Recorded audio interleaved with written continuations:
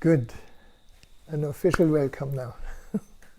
Welcome to Satsang and meditation, and welcome to all the friends who are joining us online tonight.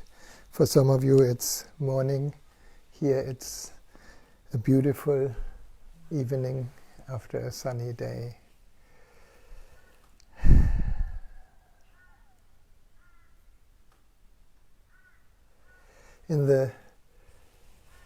In the madness of collective worries and collective COVID thought forms, it is so important to remember what never comes and goes, to remember our true nature. Because if we get lost in any story out there, and boy, there are many, and they're all connected to to a tiny invisible thing that has a name, and that name has become a threat to the whole humanity. What a strange situation, and every government answers to it differently. Even different governments in the same country, like in Australia, answer to it differently. So I don't want to go into that discussion at all. It's more like it is the best time to move in. Come. Just find a place somewhere.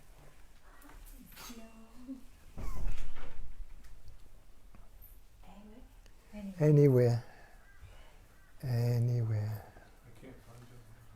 You cannot find me? That's good. I'm invisible. Our dear friend Steve is here. If you have any online questions or comments happening, you can write them in the comment and Steve will read them to me. So where was I? You're not going to talk about you weren't going to talk about. I was about to talk about what I'm not going to talk about. That which can't be known. It's more important than ever to remember or to touch who we truly are beyond all stories. Because the moment we are identified with any story of our mind, we feel separate from other stories, and we start arguing, and we start getting in conflict, and we start trying to play out all our strategies to save our constructed sense of self. And I call it constructed because it's not real. It appears real, but it's not real. It's been given to us, and then we have cultivated ourselves. When we were born, we were a blank slate. Unless you brought something from past lives, and that is, of course, we don't know if that exists or not, but it could be. Now we're not going to go into that mystery, we're going to keep it really simple. The satsang and the meditations here, and thanks God around the world that are popping up everywhere, are just a reminder of something that is so obvious that we overlook it all the time. We overlook it the moment we try to derive a sense of self from what we perceive through our eyes, through our ears, through our nose and taste buds, and through our skin, and through our emotions. And all that is beautiful, it's part of being human. But it's not really our true nature. So we are here to remember our true nature. And it's actually impossible to talk about it, because the moment we say true nature, we think I am a thing. But I'm not a thing, and you're not a thing. You're that which is aware of all things. Have you ever thought about it?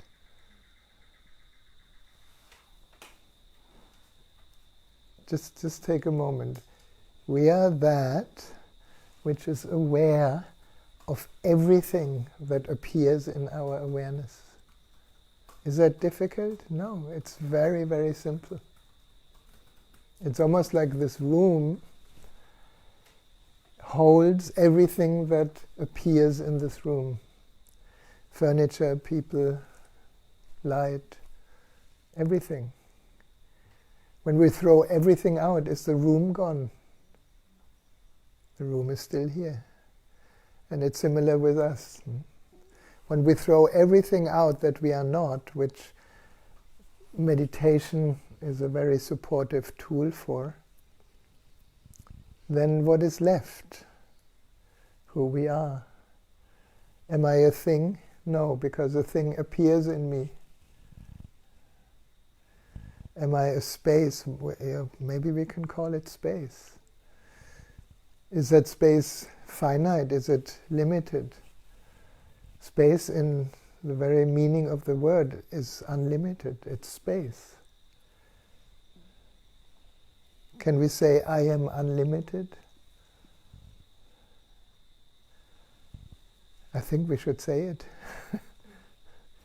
It may sound arrogant, I'm unlimited, what about you? Well, you are me. You're part of the unlimited.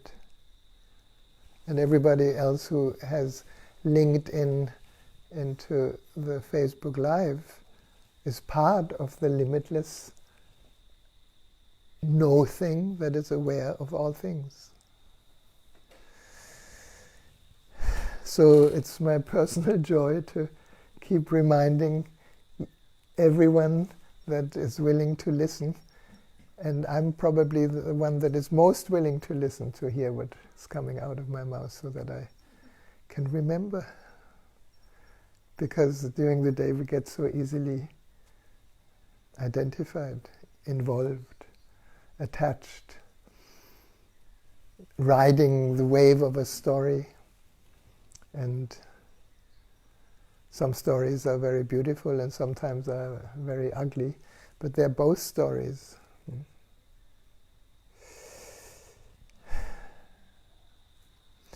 So, I was tuning in a little bit about tonight.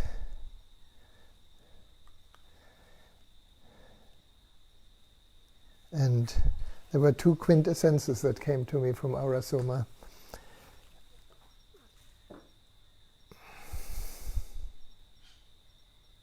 Since this series of satsangs is actually connected to Tantra, which is a beautiful wisdom system that appears to be concerned about two, male and female, or mainly male and female energies.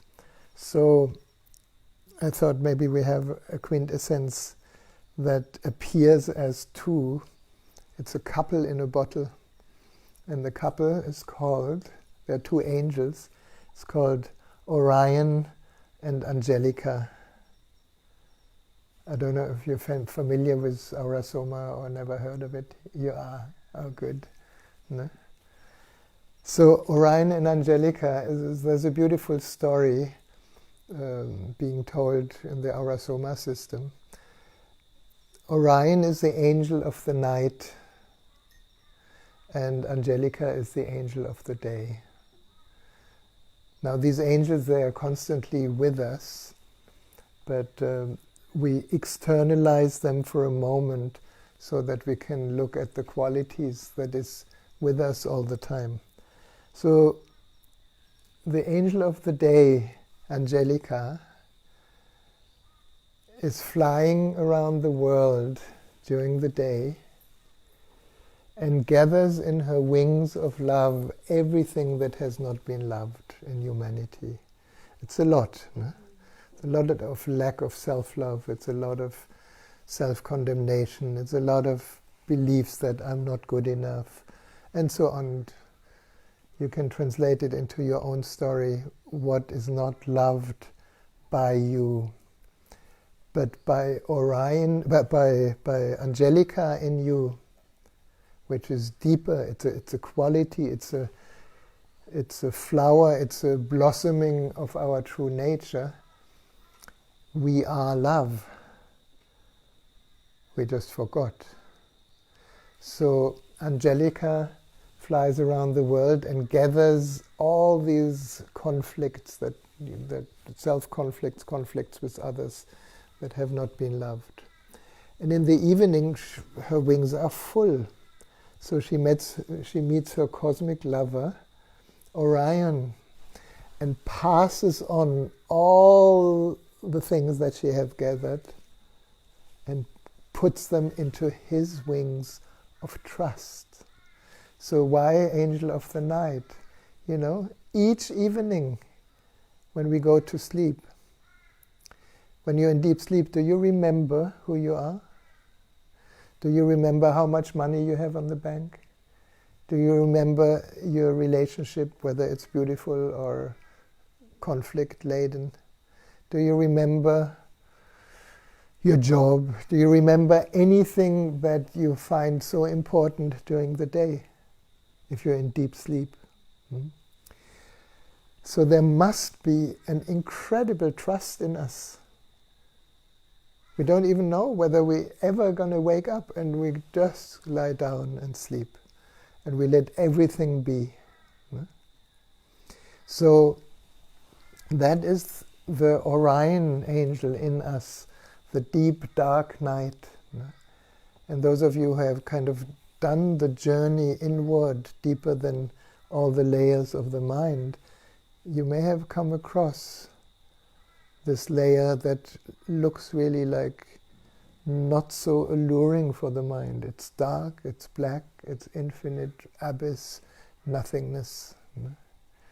And yet when we allow ourselves to drop into it, something quite mysterious appears, which is the flowering or the blossoms of our true nature. And what is that? Love, peace, silence, joy, gratitude. Anything else? Compassion, yeah. So these are all words that indicate what everybody wants and what everybody is searching for, and most people don't find it because it's who we are. So it's like our eye, you know. If we start looking for my eye, I won't see it. Because even what I see in the mirror is a reflection of my eye, but it's not my eye. I cannot see my eye because I'm seeing through it. No? That's why we cannot recognize what we deeply want as something that we already are, because we are looking from there. So the more transparent we become, and this is kind of the function of meditation, and perhaps before meditation also the function of therapy. There's so many different therapies that simply are making us more transparent, so that through the transparency of our body-mind, of our apparently solid identification, we can see the infinite. So that's Orion. Now he dissolves all our stuff every night. Isn't it a miracle? I mean, have you ever thought of it? You lie in bed, you know, oh God, I'm so tired, I did so much. And you happily let go. And if you're a nappy person like I am, we love to take naps. It's even during the day. Let go. somehow restart the source. If we would just remember a little bit of that all we do when we take a nap is what we actually do when we go in deep meditation. There's only one tiny little difference. When we are in deep meditation, the flame of presence, of awareness, is still alight. And when we are in deep sleep, perhaps that flame is invisible. It's still there, otherwise we would be dead, but we are not aware of it. And this is why the best times for meditation is just before you go to sleep, when you're already lying in your bed or sitting in your bed, and you let go, and this wonderful sensation that the stories begin to leave you because you let go deeper than the story. And then most of us, this is why many of us who meditate fall asleep. I count myself in that too.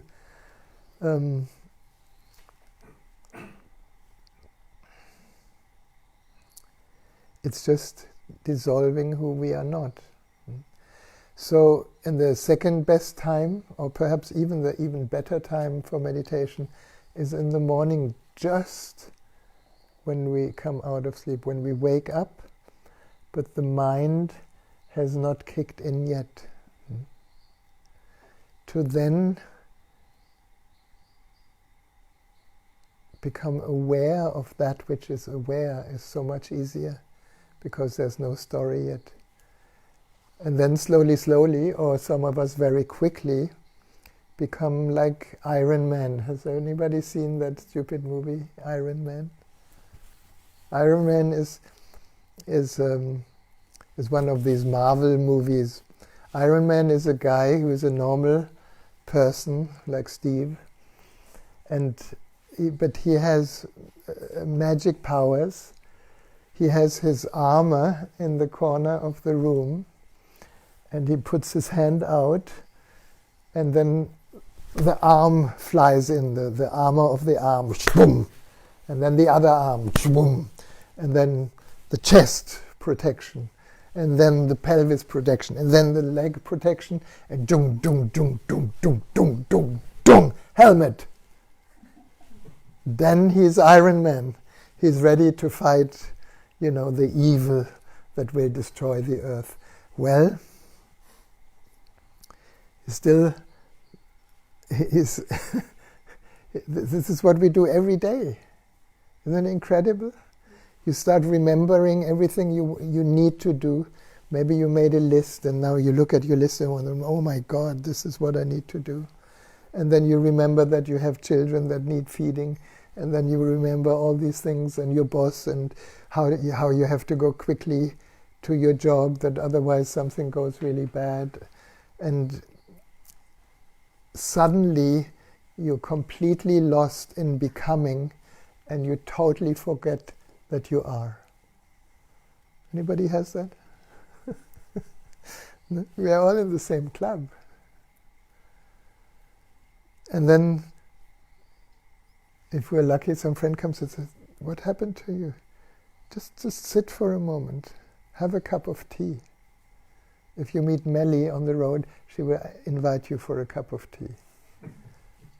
No matter what's happening. Then we remember ourselves. So, shall we try this? It's basically the description of two essential states. You may have heard of this concept that our deepest nature is emptiness, which is also fullness. But from that emptiness arise our essential qualities, and we all are, whether you argue with it or not, doesn't matter, we all carry in our blueprint quite a few essential qualities. They are all connected to the different chakras. If you like the idea of chakras and the vibrational fields that then manifest in how they express themselves in the world are different. No? First chakra, body, live energy, sexual energy, vitality. That's our essential quality in there. Everybody has it. What we do with it is the other question, whether we then allow it to express themselves in this world or we learn to repress it, like many things. And then, second chakra, sensitivity, melting and aloneness, and so on, third, fourth, fifth, sixth, seventh, all different essential qualities. And here we have love, Angelica, and trust, heart chakra and throat chakra. And this trust is not a conditional trust. So beware, when somebody says, I trust you, she or he also says, I don't trust you. Because it's always conditional. I borrow you money, I trust you to give it back, but I'm also afraid that you won't give it back to me. So I trust and mistrust. So this trust, the Orion trust, is unconditional. That's what helps us to go to sleep. We're just letting go. So there must be a deep, deep trust. Because of course we don't know whether we're going to wake up the next morning. It doesn't matter. In this moment, I'm letting go. So trust, then, this is really important if we look at the essential quality in the throat. One is trust, and the other is the creative force that comes as a spontaneous response to now, which then brings trust into everyday life, trusting that your response comes in the right moment when you need it. So many people have difficulties with decision making. Anybody here? Yeah. Shall I do this? Shall I not do this? What happens when I do this? What happens if I don't do this? And you go back and forth because you don't trust that which is really needed in the moment appears in that moment, not before. All the preparation of this decision may have been helpful to evaluate, but ultimately you feel happy when it just comes and suddenly you know, that's what I need to do. And then it doesn't matter if it fails or if it succeeds, because that's part of the duality as human beings. There's always both.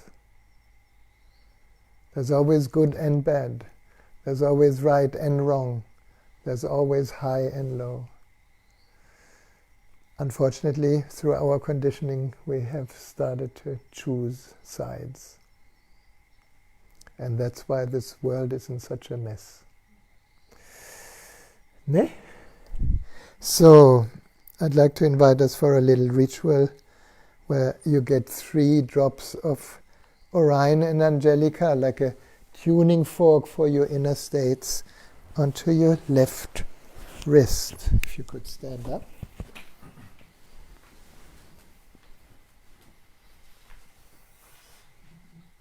Make your left wrist available. And when you receive Orion and Angelica, rub it into your wrists and close your eyes. And tune into these 2 qualities within.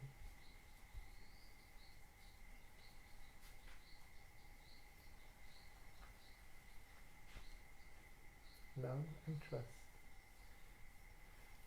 If you like, you can let your left wing be the wing of love, and your right wing be the wing of trust. And then you can raise your arms high above the head. Imagine you're actually raising your wings and let them fly above your crown, opening and closing at the midline of the body. Bringing love and trust into all the layers of your aura.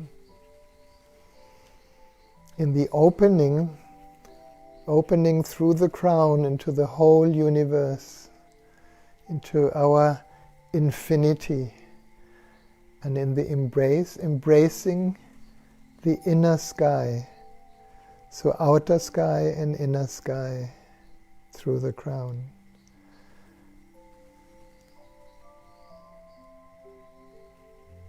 And then opening and closing your wings around the third eye, the forehead center.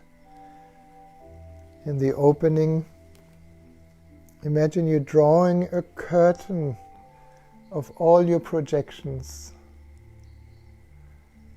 Because we usually don't see reality as it is. We project our own interpretation on reality. And in the embracing that capacity of the third eye to see reality as it is. It doesn't need interpretation. Clear seeing, clear awareness. And then opening your wings and embracing the throat.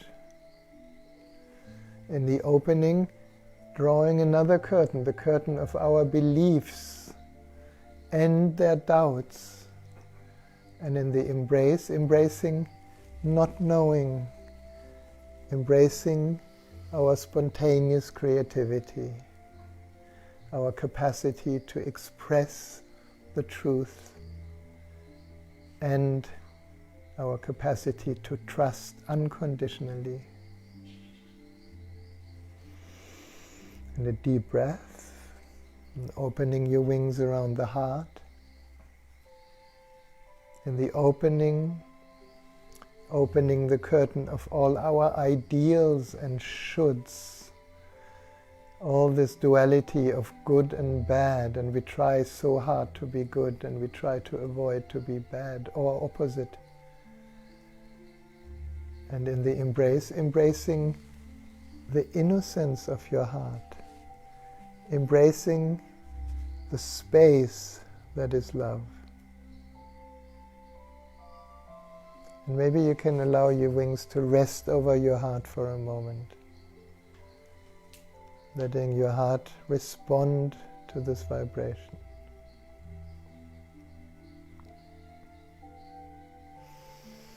And then opening again, embracing the solar plexus. In the opening, releasing the Iron Man armor, all the strategies of separation. And in the embracing the joy of being absolutely unique. That power that is not power over others. The joy and power to be yourself. And then opening your wings around the second chakra, the lower belly. In the opening to all these little and bigger wounds that we carry in the emotional body, just opening them to the light, to space, to love, to trust. And in the embracing our deep sensitivity, our natural capacity to melt and to be alone.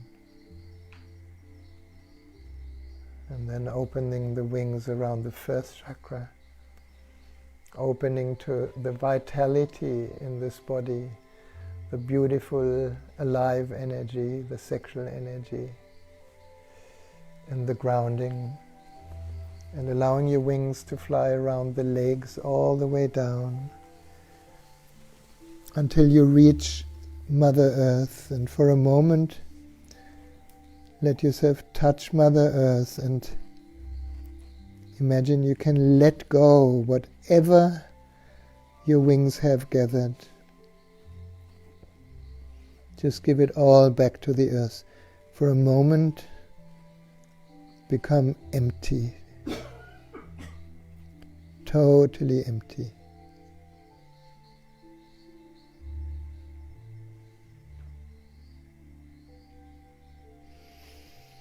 And now, as you come up, unwinding your wings around each other in a backward spiral, symbolically unwinding any residues of the holding fibers of the mind.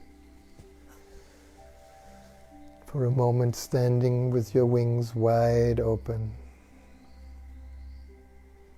Here is the angel that you are, the angel of love, the angel of trust.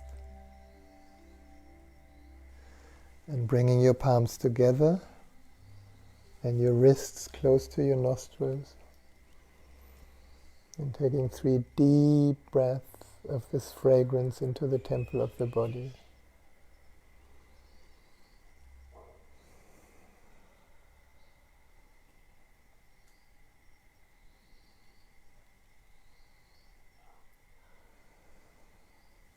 Very good.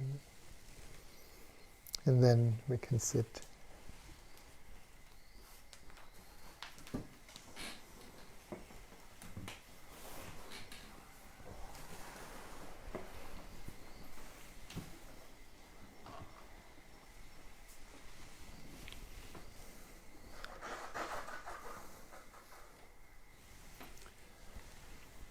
So I'd like to dedicate the light of the candle today to love and trust.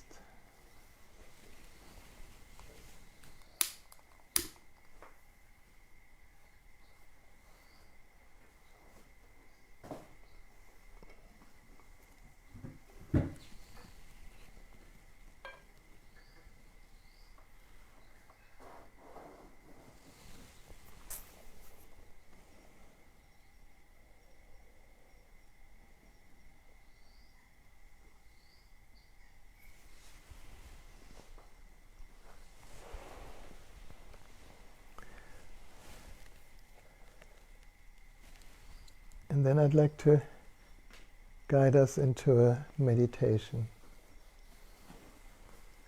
where we will include love and trust. And since this series is about Tantra,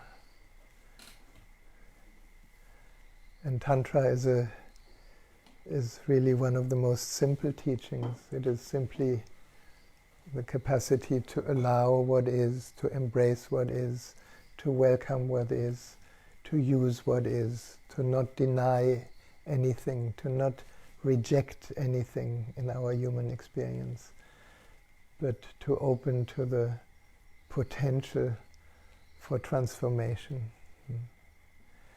And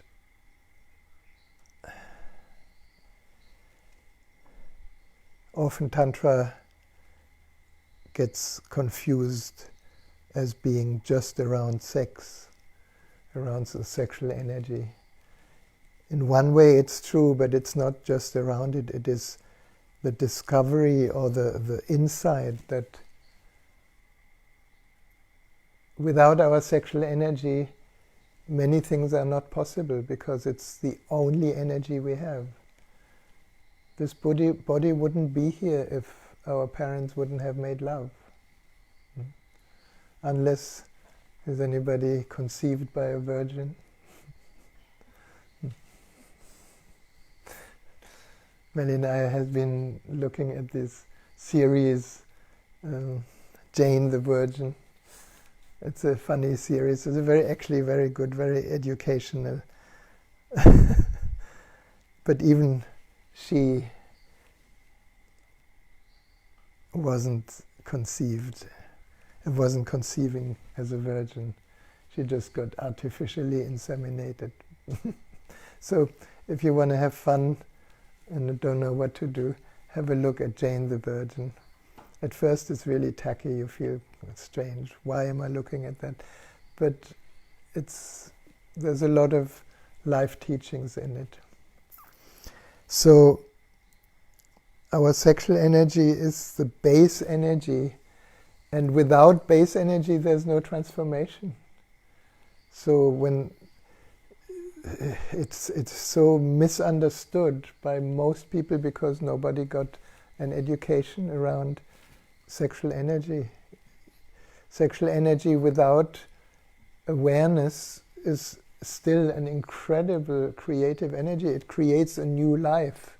This is what nature knows. This is what nature does, not just with animals, but with us too.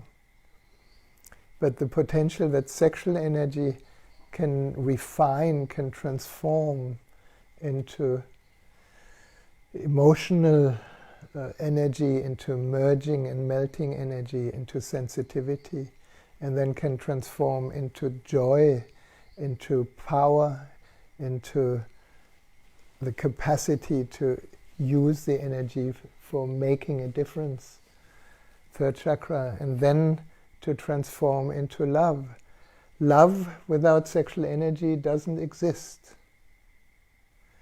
It exists as a space, but embodiment of love in a human form can only happen through the transformation of sexual energy.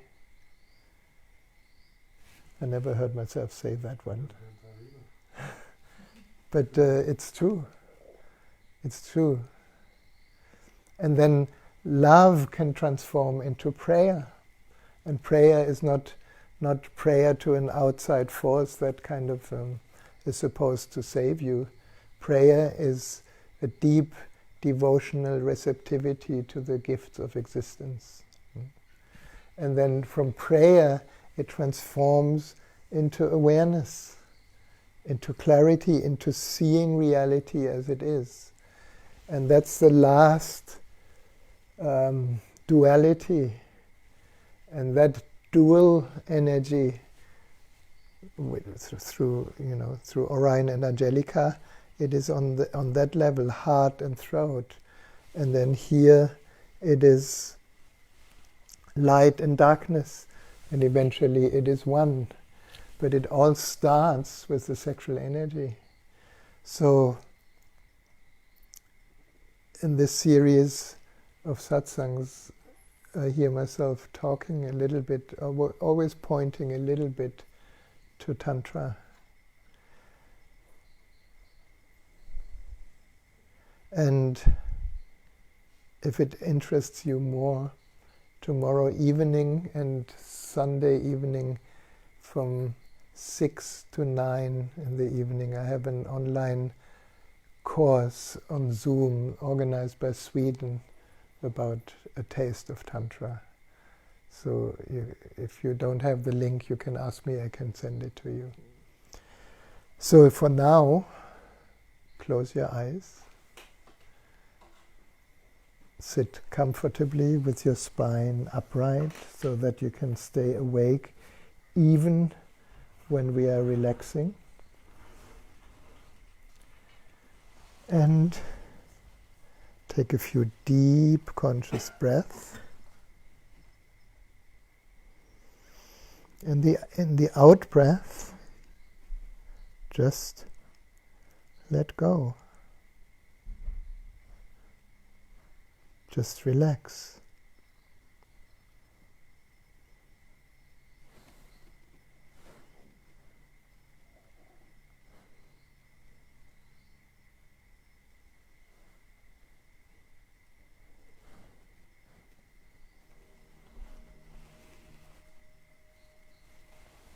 Just this moment.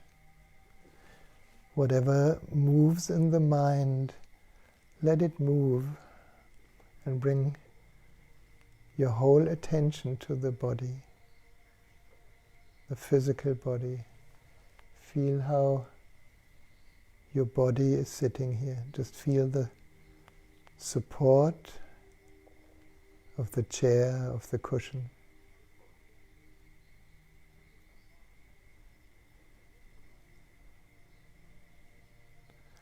The body is where life is. So, if we want to feel alive, come back to the body.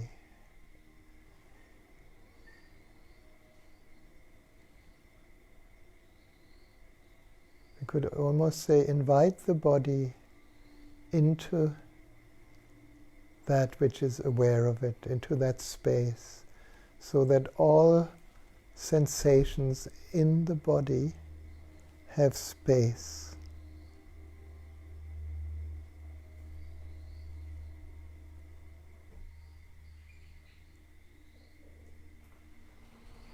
Which means embracing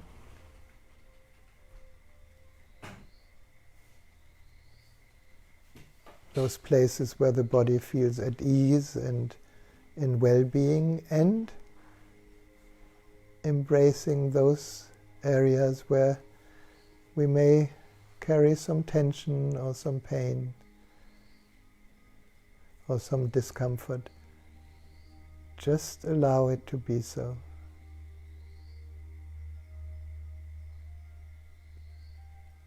Just like we're allowing the in-breath and the out-breath.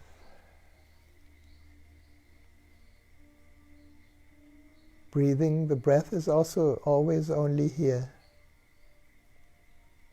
We cannot breathe earlier or later, it's just now.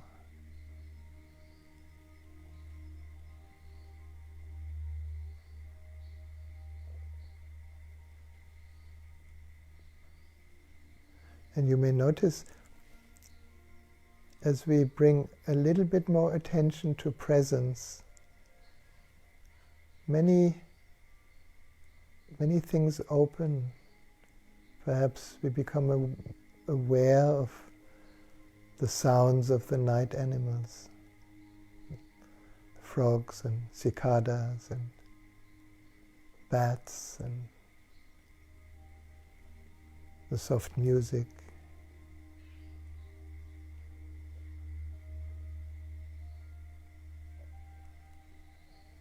And normally we use our senses and our attention goes to the source that appears to be responsible for our sensory experience.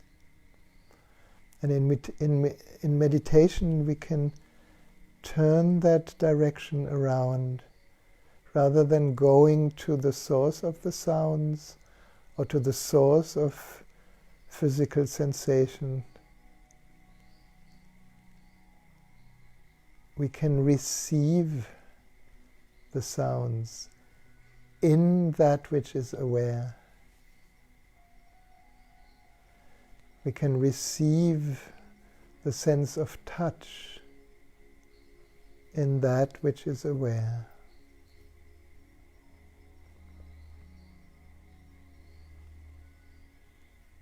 And as we follow that return of attention, perhaps we begin to notice that at the same time something in us relaxes.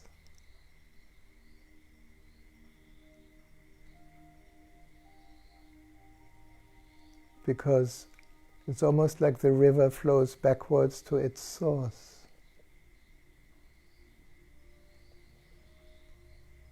And when we follow these sensations backwards, what do we find?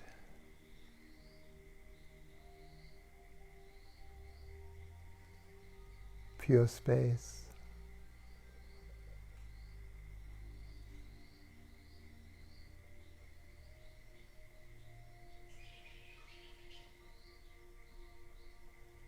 Now, as we are more and more present here, relaxedly present, we can bring our relaxed attention to the heart center, to the center of your chest. And feel your heart. The heart is a very amazing phenomenon. There's a physical aspect of the heart, which is the pumping station.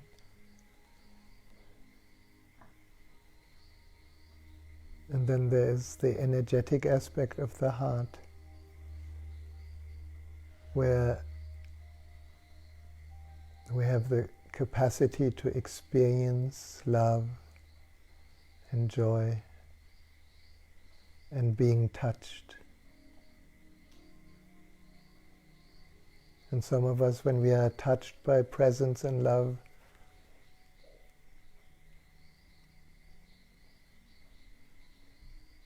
there may be tears coming, which are not tears of sadness, but tears of the heart being touched.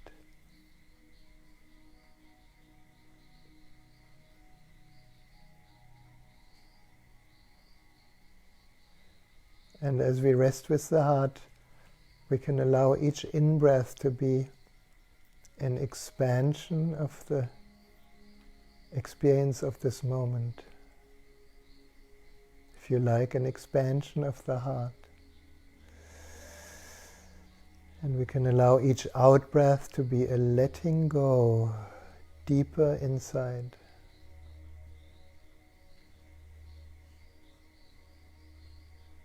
And we will find that what looked first perhaps like a solid field we call the heart is actually an opening where we can melt deeper inside.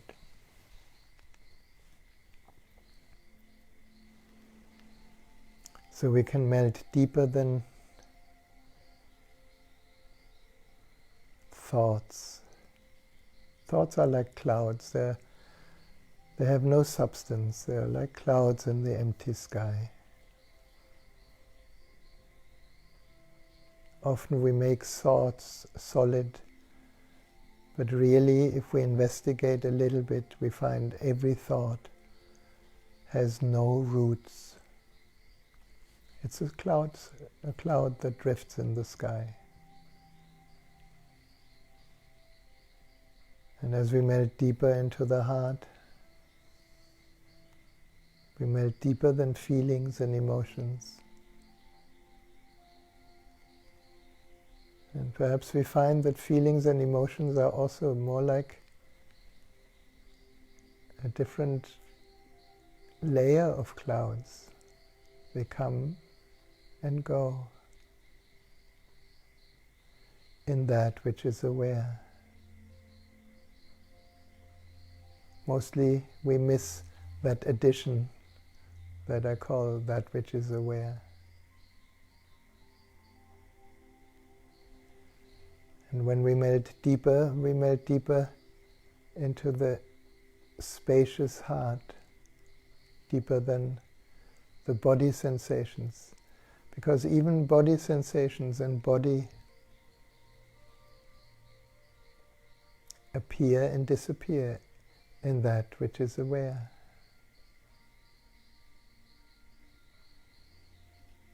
And deeper than the breath,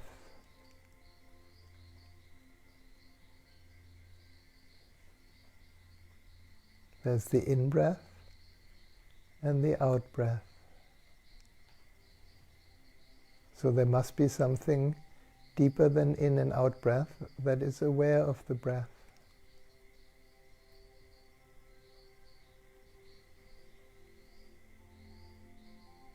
And as we melt deeper, we can melt deeper than all experiences. And we realize that every experience arises from emptiness, appears to have a certain content and form, and eventually disappears into that which is aware.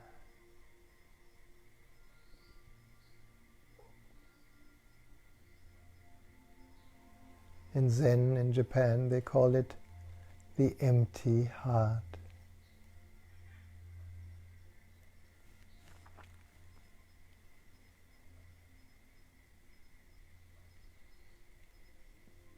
And the strange phenomenon as we rest as emptiness, we may find that The empty heart is full of love. A very different love than the romantic relationship love. The empty heart is full of joy for no reason.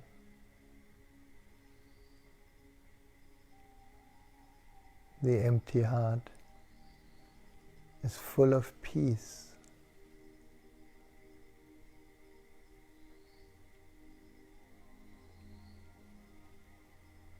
The empty heart is full of silence.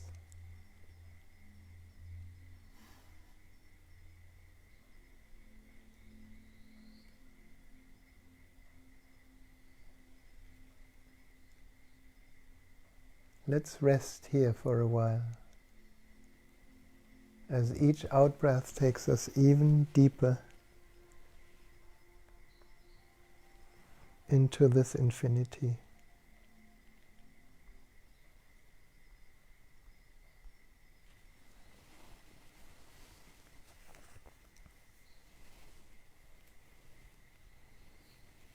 We'll sit for about 15 minutes. So just whatever arises, let it guide you to its source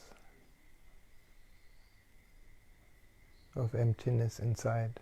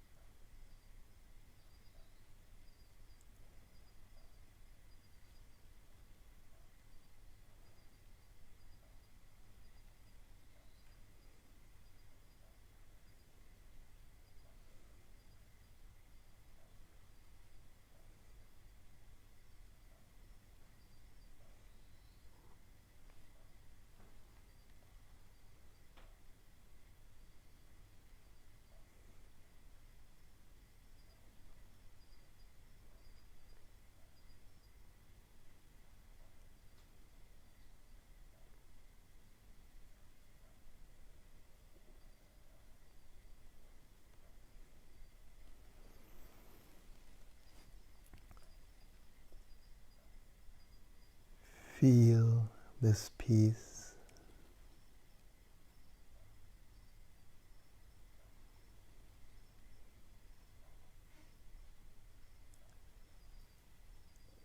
Drink this silence.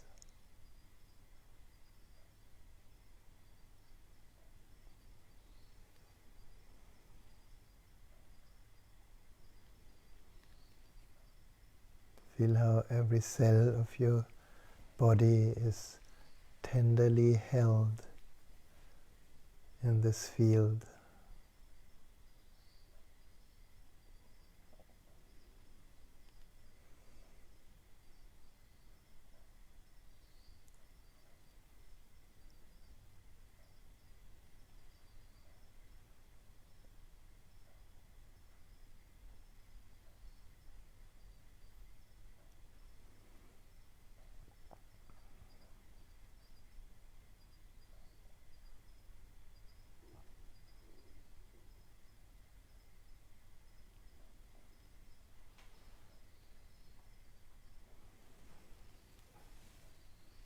And from that depth inside, you can take a deeper breath,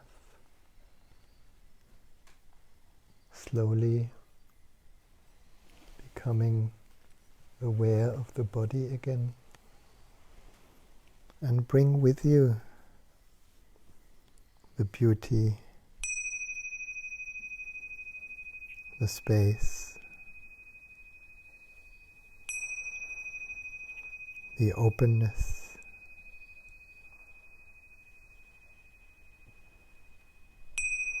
the love.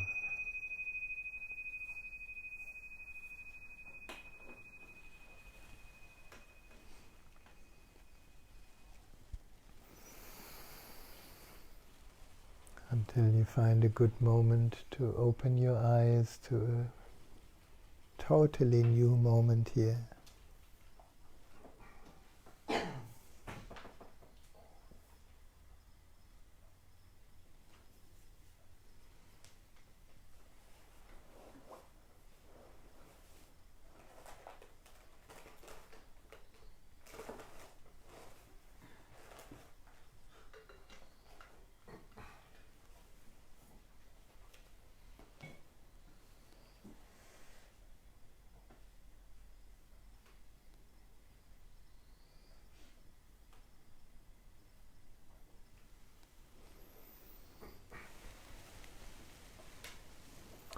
And another good breath and a nice stretch back into this Buddha body.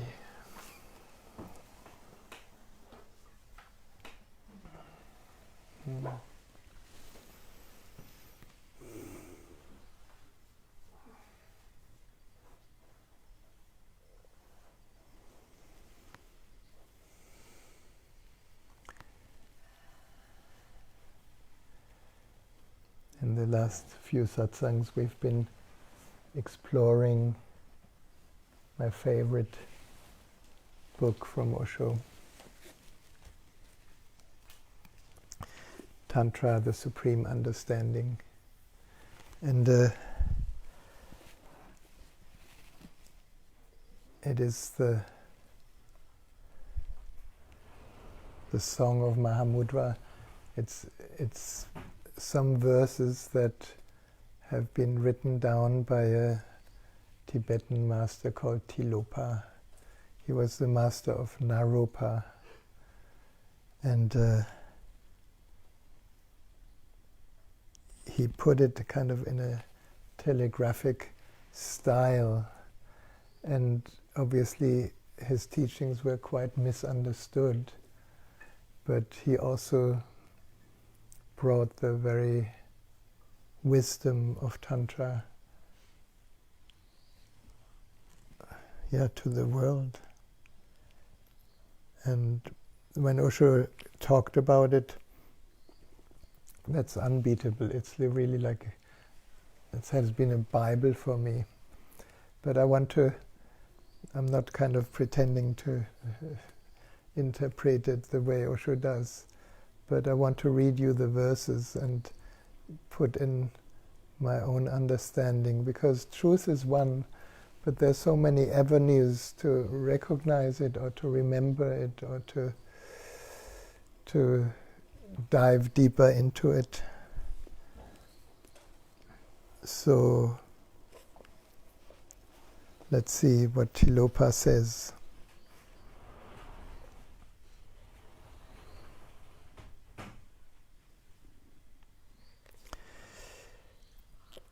To transcend duality is the kingly view.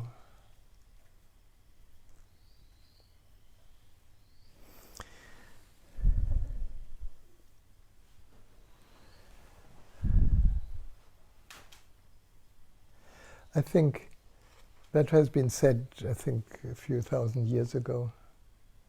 It's still relevant, and somehow in our time, at least the concept of oneness is much more universally spoken. It doesn't mean that everybody is aware of the oneness of all things, but to transcend duality is really these moments of discovery where good and bad is held, right and wrong is held, high and low is held. That which usually supports our sense of self in a dual world where we feel separate from each other, we do have moments where this simply dissolves. And even if you're not a meditator, for me, it dissolved without even me being aware of it. In moments of great awe about nature, in mountain climbing, you stand on top of a mountain and you disappear. There's only incredible beauty, and the me and you disappears, or in deep love, in deep merging with the beloved, or in playing completely with young children. We forget the divisive mind and are in the flow. So to transcend duality is the kingly view, is when we have this wonderful sense that all is well. To conquer distractions is the royal practice. Now that can be very deeply misunderstood by all of us who are wonderfully practicing meditation. The moment we practice something, we are actually looking for a goal, and we use the practice to reach the goal. That's why we never reach it. So, to conquer distractions is the royal practice.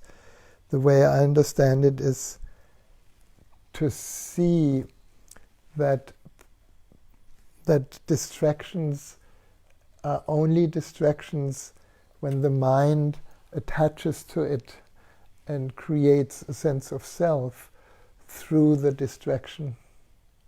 And many distractions are, of course, connected to desire, to wanting something. Wanting something that I don't have, and then I need to make efforts to have it. And to conquer that, it sounds like we need a lot of force and struggle to conquer it. But the conquering is actually the recognition that we are the space for it.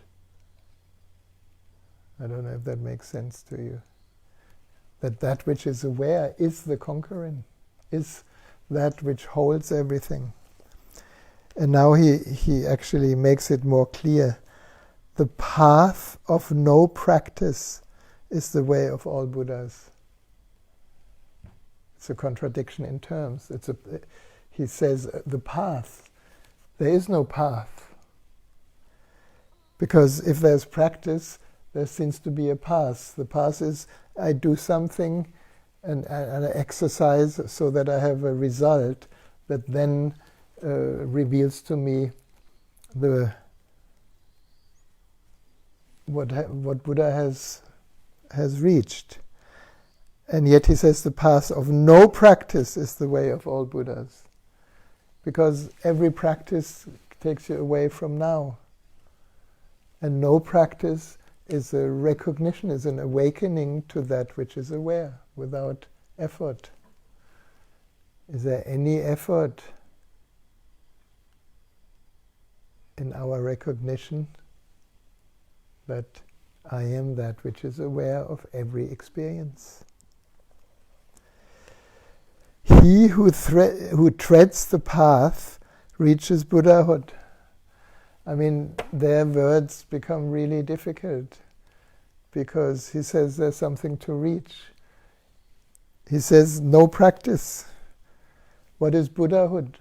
Buddhahood is simply the recognition that we have always been the space that is aware of all things. Is there something to reach? No.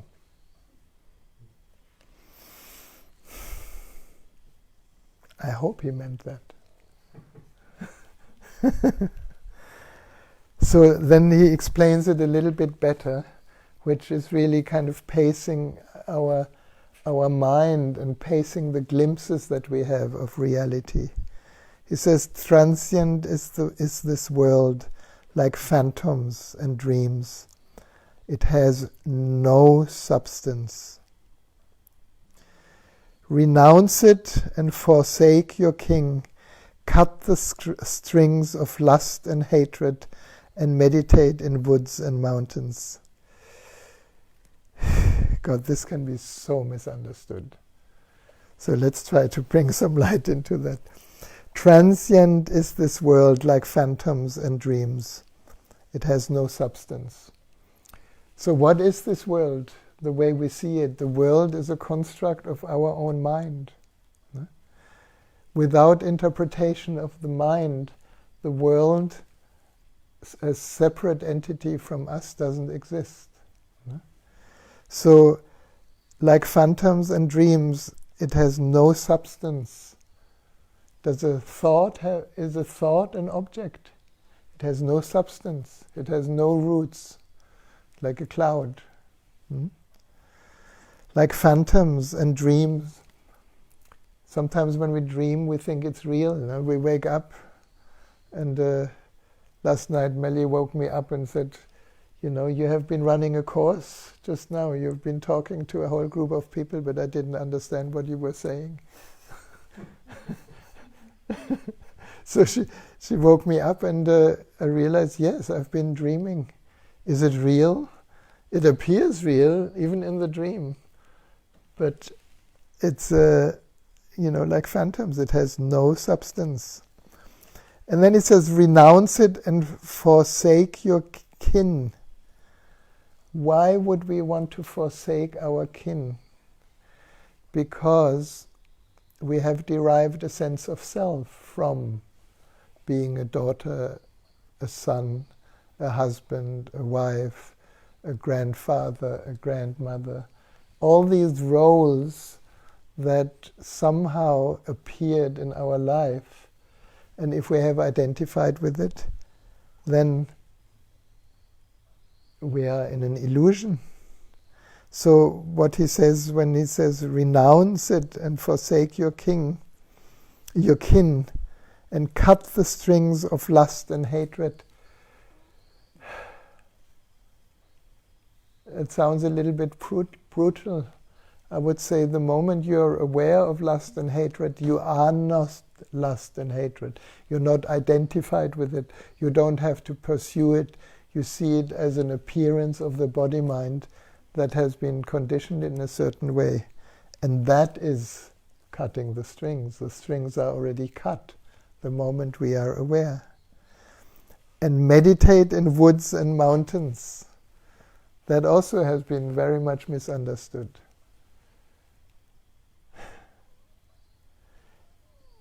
Many monks and nuns disappeared into monasteries and woods and mountains. Did they get enlightened? No. They were repressing their sexuality. They were hoping that their mind stops, and then they just go to the market and shop some food, and somebody steps on their foot, and they get angry. So nothing has changed, because the identification with the sense of self, other than awareness.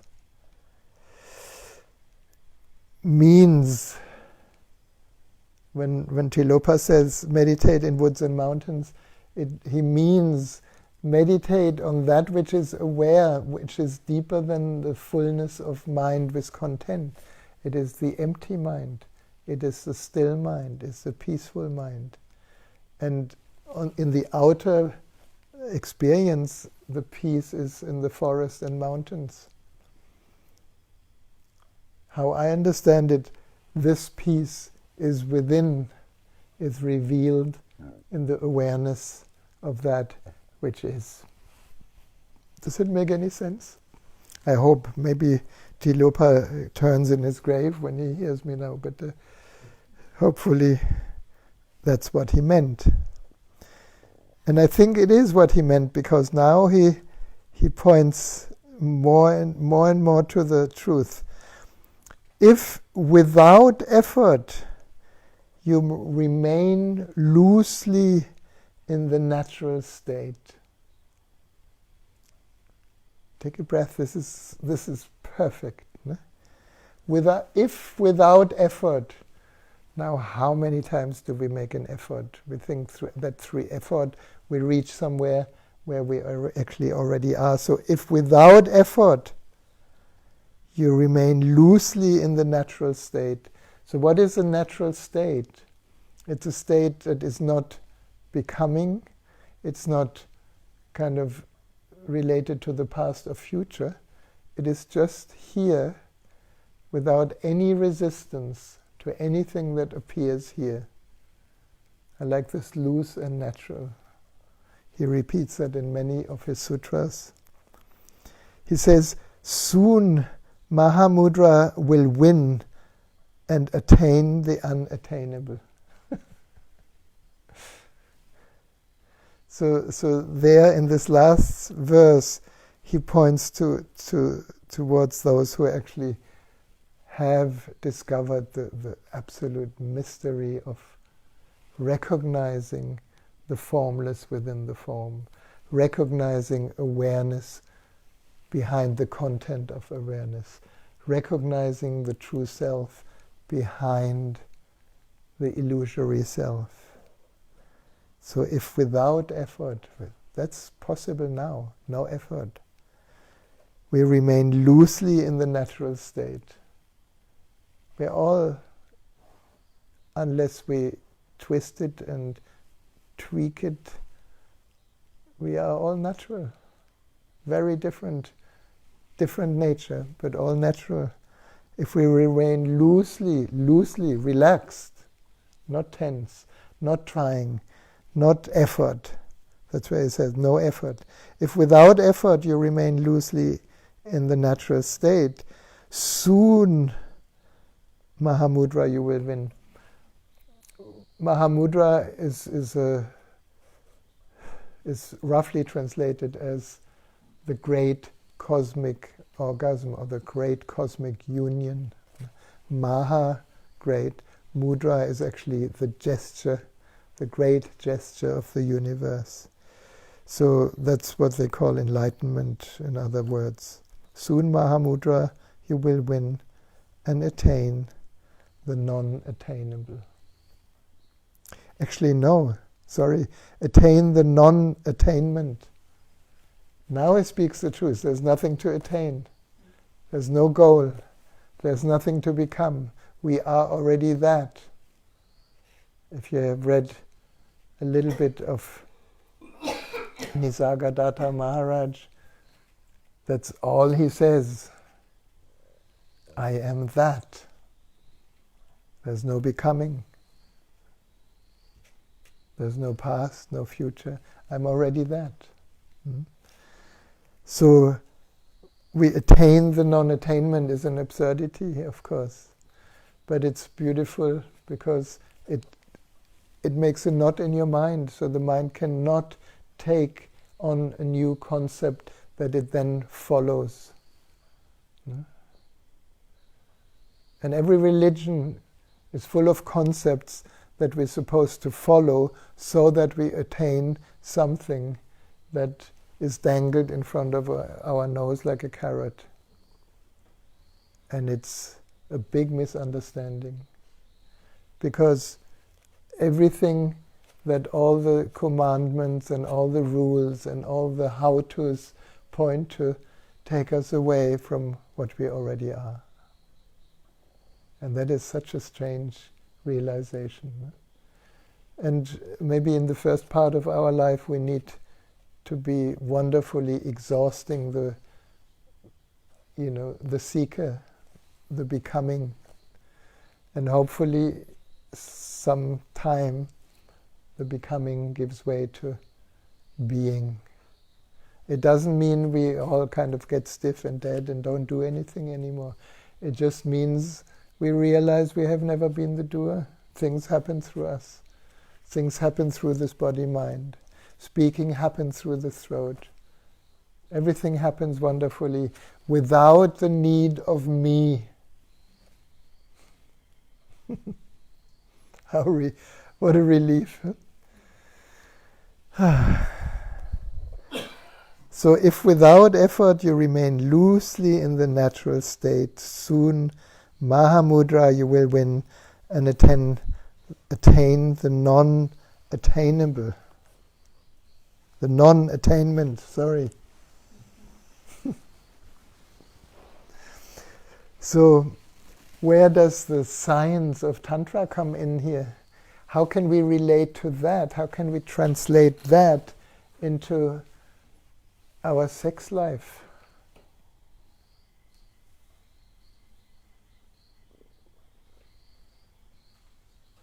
Well, if you look at the normal sex life,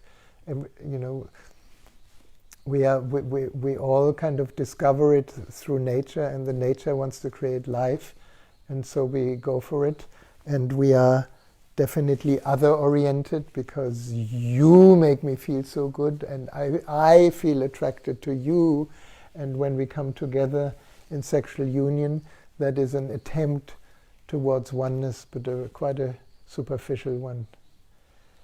But when we use these instructions,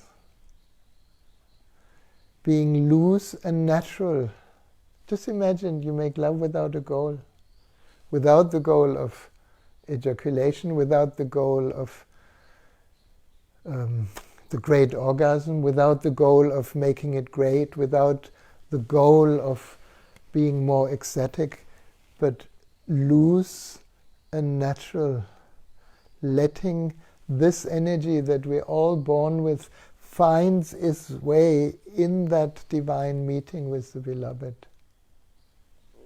Then, I can only say ... because otherwise there are so many promises, and the moment there's a promise, you take it as a goal, and then it doesn't work. No? This is the strange thing. And I think we all went through this when we discovered for the first time, or the first years of making love. We always felt that there must be a goal because this is so amazing, so beautiful, and we never reach it because we're looking for it through the activity of sexual union rather than through absorbing the energy that is created in this wonderful togetherness of making love, and absorbing it in ourselves. Just, whoever is listening out there, and please forgive me, I'm talking about man and woman, but it's the same with man or woman in nature. It's the same, Tantra doesn't have to be a partnership of two people. It's beautiful if that's possible. But everything in nature, now it's springtime, everything in nature is an explosion of sexual energy. The birds are dancing and singing. Can we absorb the vibe of the birds that call each other's mates? Then we are in Tantra. We're absorbing it in the mystery of our infinite being. So imagine when you make love, to absorb the whole beauty of union into loose and natural relaxation. Yes, it may not be so exciting. And this is where many couples unfortunately stumble because there's a certain routine how to make love, and when it becomes more relaxing, they think nothing is happening. But a lot is happening when there's a surrender to the merging, to the melting, to the relaxation. And naturally the energy rises into merging, into joy, into love. No? So that is what Tilopa points towards.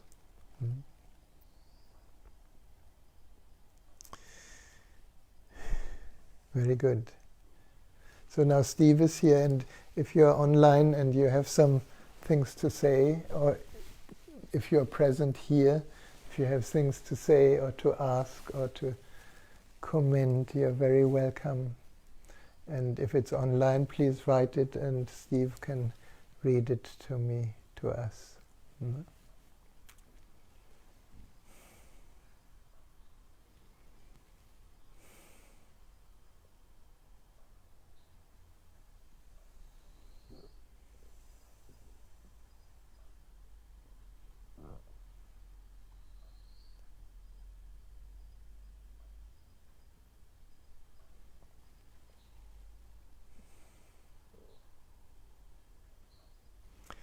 I always take it as a good sign when nobody says anything, because then it's like we can receive and digest in the space that we are, whatever has been said. And we can perhaps feel it in the cells.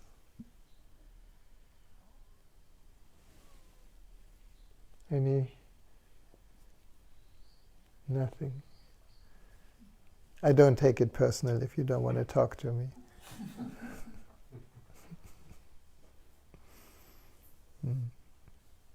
Just feel this for a moment. We're not waiting for anything. Just feel this moment being loose and natural, non-attaining anything. This wonderful, unoccupied moment.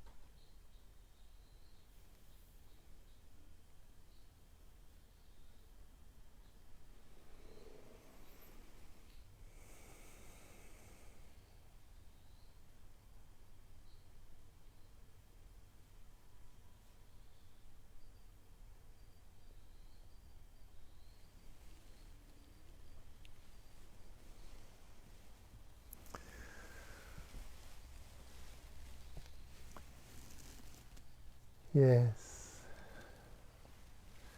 So take that space with you, and and tonight when you lie in bed already about to go to sleep, just watch how everything leaves you,